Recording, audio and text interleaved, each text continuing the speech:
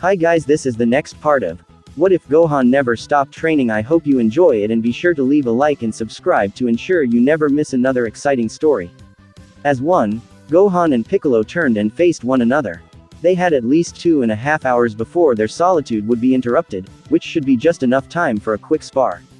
Shedding his cape and turban, Piccolo powered up to his maximum. Since defeating Cell, Gohan's power had increased dramatically.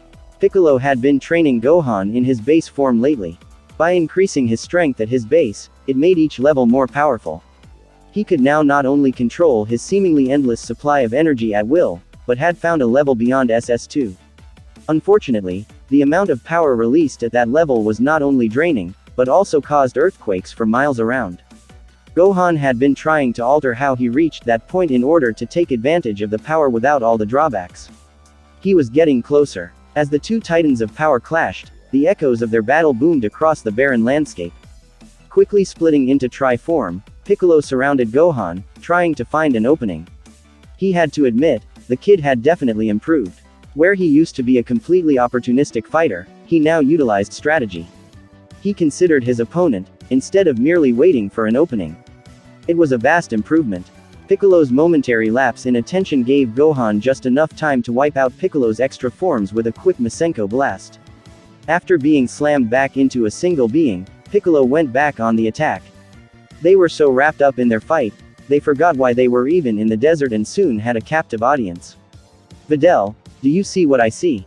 Sharpener was rapidly blinking, staring at the two fighters in the sky. I see it, but how? They are moving so fast I cannot really follow their movements. Videl answered weakly. Now that's the kind of fighting you used to see at the tournaments. Arasa's father, Mr. Rubber, proclaimed. The group just looked at him, dazed from the display. What? Haven't you ever heard of Krillin, Xiaosu, Tien, Yamcha the Bandit, Master Roshi?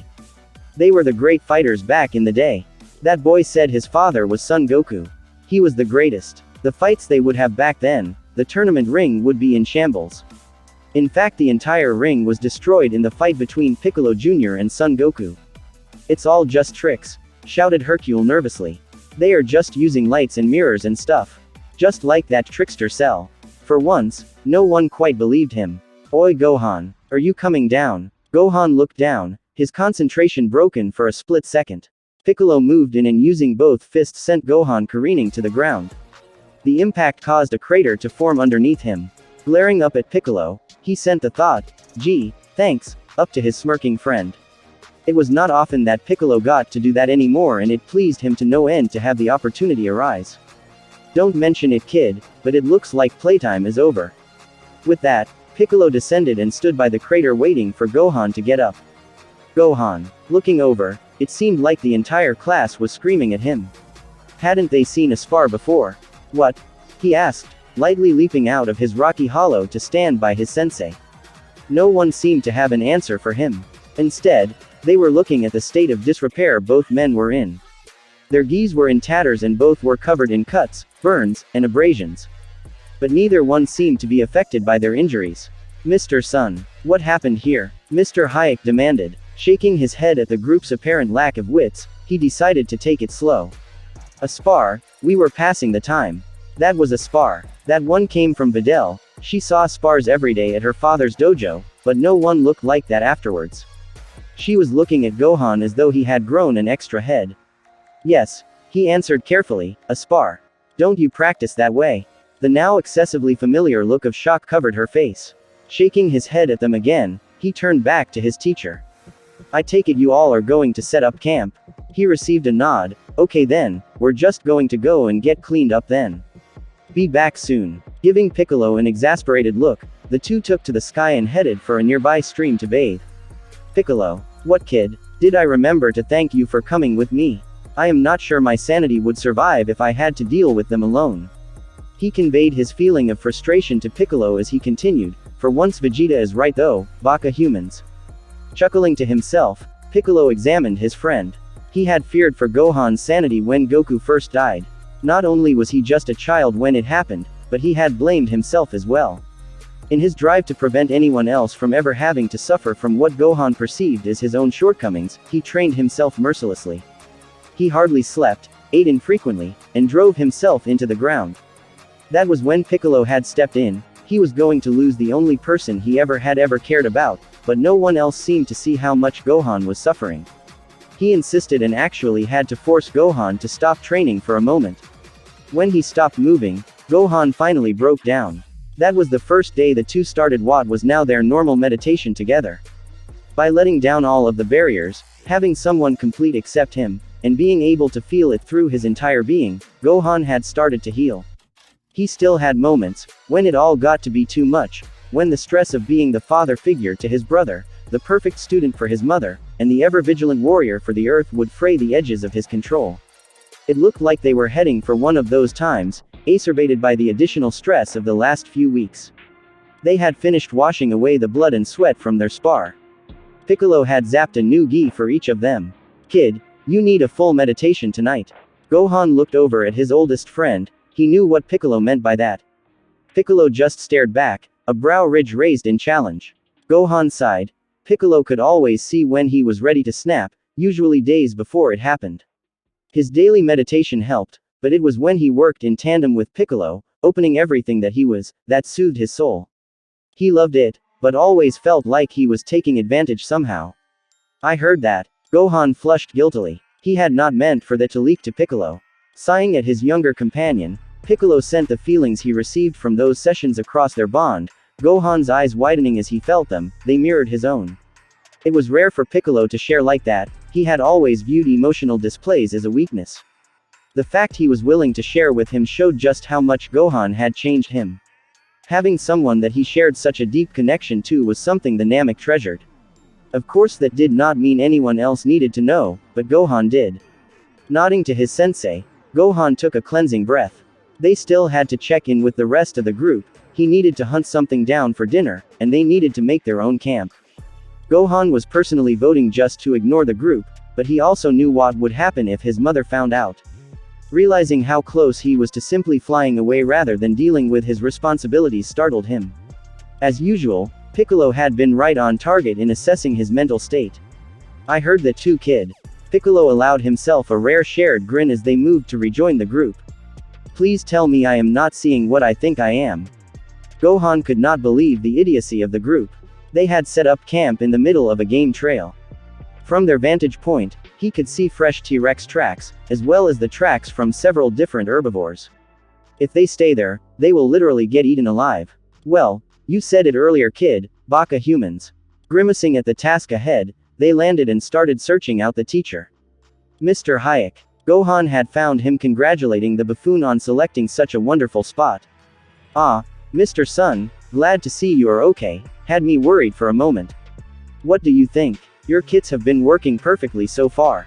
The man seemed so pleased with himself it was frightening. "You need to have everyone pack up now. Then the entire group needs to move over at least half a mile to the west." Gohan felt rather proud of himself, he had managed not to growl at the man. "Look here, little man, I am the champion of the world and I personally picked the best location for everyone. Now I realize that you think people need to listen to you because you use all of those fake tricks, but I know better, haha." The loud grating voice of Hercule attracted several of the adults. "What's going on, Mr. Hayek?" Sharpener's father, Mr. Pencil asked, "Is there a problem with the campsite?" "Yes," Gohan stated. "No there isn't," shouted Hercule. "Son, care to explain?" Mr. Hayek was getting nervous. He remembered watching those old tournaments, and regardless of Mr. Satan's insistence at it all being tricks and mirrors, he had no intention of upsetting someone that demonstrated that kind of power. As well as the fact that Gohan was incredibly intelligent. "You Bakas set up in the middle of a game trail. There are fresh T-Rex tracks not 100 yards away. Do you realize what that will mean when the sun goes down? You are all going to be either trampled or eaten." By now, Gohan was shouting at them. "If you do not wish to feed your students to the dinosaurs, you will move the group now. Take everyone 1/2 mile to the west, there is a safe enclosure and it is close to a fresh water source." Halfway through Gohan's shouted explanation, most of the students had already packed their shelters back into their capsules and were ready to move. By the end of it, the parents had theirs ready to go as well.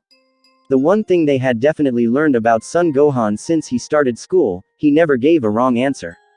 The teachers had tried, repeatedly, to find one thing he did not know in the subject material, had not happened yet. This young man was also so experienced in survival that even CC was utilizing his knowledge. If he said it was dangerous, no one was willing to bet their lives against him. Muttering, Hercule was dragged away by Videl to pack up. "We're ready, Gohan," Videl shouted. "Lead the way. Do you want to lead, or watch the back for stragglers?" Gohan asked Piccolo. Baring his fangs at the group, Piccolo considered his options. "I'll lead. Then, when they can't keep up, they are your problem." You heard him, people. You will follow Piccolo, you will stay together in your pairs, you will not separate or try to go your own way. If you do, you are on your own when the sun goes down. Which I might add will happen in about an hour. Now move it. At Gohan's order, everyone began following Piccolo's brisk pace. Several teens screamed when a dinosaur roared not far away. The great savior grabbed Videl's hand and tried to stay as close to Piccolo as possible. Shaking his head at the man's cowardice, Gohan concentrating on keeping everyone together. Half a mile does not sound like much, but add in rough terrain and inexperienced hikers, and you have an hour-long ordeal. It was getting dark when they finally reached the enclosed valley Gohan had chosen for them. Piccolo flew away. He needed to set up their campsite. Gohan searched out the teacher, leaving the rest of them to set their shelters up. "Mr. Hayek, please tell me you have survival experience." Gohan had a feeling he really did not want to hear the answer. He was tired, hungry, and on edge. All he really wanted to do was go find his dinner and settle in for the night. No, but Mr. Satan is here and he said he knows all about this stuff because he defeated Cell. Groaning, Gohan looked at his teacher, the man that was responsible for at least 50 people between the students and the adults. "Did you send anyone earlier to hunt or fish? Did you collect firewood for cooking, light, and warmth?" Judging by the uncomfortable look on his face, he was willing to bet no. He turned back to the group that had gathered around them. "All right, folks, you are in a safe place now, but you did not plan ahead for your night." Gohan addressed the group at large. He was not going to fix this for them tonight. Tomorrow he would make sure they collect firewood and did a little hunting, but for tonight, they would deal with the consequences of their inaction. No one collected firewood, so it will be cold and very dark. No one hunted or foraged, so you will have to use some of your emergency rations rather than having a hot meal. Stay together and do not wander off. Most of the predators come out at night. If you wish to see the dawn, you will stay in this valley. Gohan turned to leave. "Wait, you aren't leaving, are you?" This came from the buffoon himself. Incredulous, Gohan looked back at him. "Well, it's just that you seem to know a bit about this whole camping thing and..." He trailed off. Videl looked slightly alarmed that Gohan was leaving, but she could not understand why her father was acting so spineless. Several of the other parents were also distressed at the possibility of Gohan abandoning them for the night. He was the only one in the group that seemed to know what he was doing. "Really, an hour ago you were calling me a fake and a trickster. Now you want me to stay?" Gohan had had enough. The buffoon had officially pushed his last button. "I thought the man that defeated Cell wouldn't be afraid of a little dark and a couple of carnos." His voice was cold, harsh with suppressed violence. Hercule tried to assume his victory pose at the mention of Cell, but the action was destroyed by his own squeal of terror when another roar echoed into the valley. "Nothing to say, Mr. Savior. What a pity." The other adults present were confused by their champion's behavior. Piccolo's head snapped around. Gohan's power was rising rapidly. If he did not calm down soon, the world would know who at least one of the gold fighters was. Flying back to the main camp, he immediately understood the problem. Satan was whimpering and trying to convince Gohan to protect him from the things that go bump in the night. The last time Gohan protected the buffoon was the day that Goku died. Satan had repaid that debt by insulting nearly everyone and everything Gohan holds dear. Landing beside him, Piccolo grabbed his arm. "Gohan, you can't kill him. I could just maim him. No, you would not be able to handle it come morning and you know it. Now, go find something to eat, I'll finish getting the humans settled."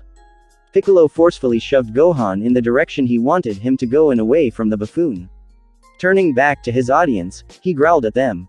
"You heard the kid, he said go to bed and stay there until morning. We will come find you in the morning, and then if you are very fortunate, the kid might even show you how to survive so you make it out of here alive." The parents quickly grabbed their reluctant teens and tucked them in for the night. Hercule tried to run away as well. Unfortunately for him, Piccolo was faster. "Not you. You will tell your offspring to go to bed, then you and me are going to have a little chat." Hercule looked at Piccolo in abject terror and turned to Videl, who was watching everything with her usual suspicion. She had never seen her father behave like this. Why, you heard the man, sweet pea. Just head on to bed and tomorrow we'll go fishing or something. Shooing his daughter off in a falsely cheerful voice, Satan prayed he would still be alive in the morning to go fishing. Grabbing the buffoon by the back of his shirt, Piccolo flew off to find somewhere a little more private for their conversation. Tossing the lying coward down, Piccolo loomed over him and spoke with absolute calm. Now, you are going to look at me and think very hard. Where have you seen me before, Satan? Hercule looked confused for a moment, then the color drained from his face. Figured it out, did you? At Satan's nod, Piccolo continued, now think about who was with me that day, who stood by my side. I'm sure it will come to you. Piccolo knew the moment it did. He had thought Satan was already without color. He was wrong. The buffoon went dead white, soiled himself, and then fainted. Wrinkling his nose in disgust, Piccolo smacked him, waking him up. Hercule moaned in fear. He's the delivery boy. I am in the middle of nowhere with the delivery boy and I insulted him. By now, he was wailing in terror. Piccolo smacked him again, this time to silence him. I am going to give you some advice. If you value your continued existence, you will not speak to him unless spoken to first, you will not touch him, and you will never speak of tricks, light shows, or the cell games ever again. His father died while you cowered behind the rocks. Understand this. The next time you decide to anger the most powerful being on this planet, I will not stop him. You have no idea how close you were to Otherworld today. With that, Piccolo grabbed the buffoon by the back of his shirt once again and dumped him back at camp. He needed to find Gohan. Flying back to their campsite, Piccolo was relieved to see Gohan already there finishing his dinner. Without looking up from his dinner, he asked, "What did you do?" "I felt something, but you were too well blocked for me to get a clear picture." Smirking at his friend, Piccolo replayed the encounter, sending it into Gohan's mind. His response was gratifying, as he began laughing uncontrollably at the mighty savior wetting himself as the ramifications of his actions set in. "Oh, I wish I could have been there," he chortled. Piccolo let him have his fun. Truth be told, it had felt fantastic putting the fear of Kami into the buffoon. As soon as Gohan finished his dinner, he settled in front of Piccolo, mirroring his lotus position. Even if he did not sleep tonight, he desperately needed to find his calm. Today was only the first day, there were still 13 to go. Piccolo cleared his mind, allowing Gohan into the calm center. Likewise, Gohan let down his mental barriers, allowing Piccolo unrestricted access. For a time the two companions merely drifted in the thoughts and emotions of the other, soothing the rough edges of the last few weeks. Seeing the events of day through Piccolo's eyes, Gohan could clearly see why the buffoon's behavior had so angered him. I didn't even think about the correlation between his cowering tonight with his actions at the cell games. Gohan mused lazily. Well, what did you think got you, surreal kid? Don't ask me, all I saw was red. It seems like it is all I can do lately not to punch someone, Piccolo, and that is with at least a short meditation every morning. I could have knocked the buffoon through a canyon wall tonight without a thought to how weak he is. Feeling Gohan's sharp regret at his lack of self-control, Piccolo guided Gohan to his own feelings of concern and understanding. He could perfectly understand what had happened. The Banshee woman had condemned Gohan to spending his days trapped in that school. By her own request, she had forced him to suppress as much of his natural energy as possible. The woman had also prevented him from having enough time to release all of his pent-up energy by keeping him at home over the weekends watching his brother. Not to mention the effects that had on his mental and emotional well-being. Gohan snickered. Do you realize that even in your mind, my mother is firmly labeled as the Banshee woman? Yes, and there is a reason for that. Besides, you and I both know I will always be that monster to her. And here I thought you were at least getting used to one another. Sure kid, and they serve cake and ice cream in HFIL every afternoon too. Piccolo's special brand of sarcastic humor soothed the last bit of Gohan's guilt. Are you talking to her or will I be forced to kidnap you again? HN, you can't keep going like this or you will snap, it's a simple fact. So are you going to explain it to the Banshee or do I just need to take you again? Somehow I do not think that would exactly endear you to her, but you're right, something has to give. If I am this on edge after only a few weeks, I have months of this ahead of me, Piccolo. I think for the remainder of this little trip, we should meditate together daily. Afterwards, at least convince that woman to let you stay with me over the weekends. It's not a perfect solution, but better than what she had you doing. Gohan hummed in agreement, his relief washing over Piccolo. They drifted along in complete harmony, each relishing the time until Piccolo became aware of the fatigue dragging at Gohan's energy. Go to sleep, kid. Piccolo's voice was no more than a low rumble in the quiet night. Nodding his agreement, Gohan unfolded from his meditative pose and stretched out beside the fire. Tomorrow was going to be a long day. Kami help him. It looked as though he actually had to teach all of those people to survive. He snorted at the realization that his mother was getting her wish, he was going to socialize. Thanks for watching this episode. The next one will be up soon.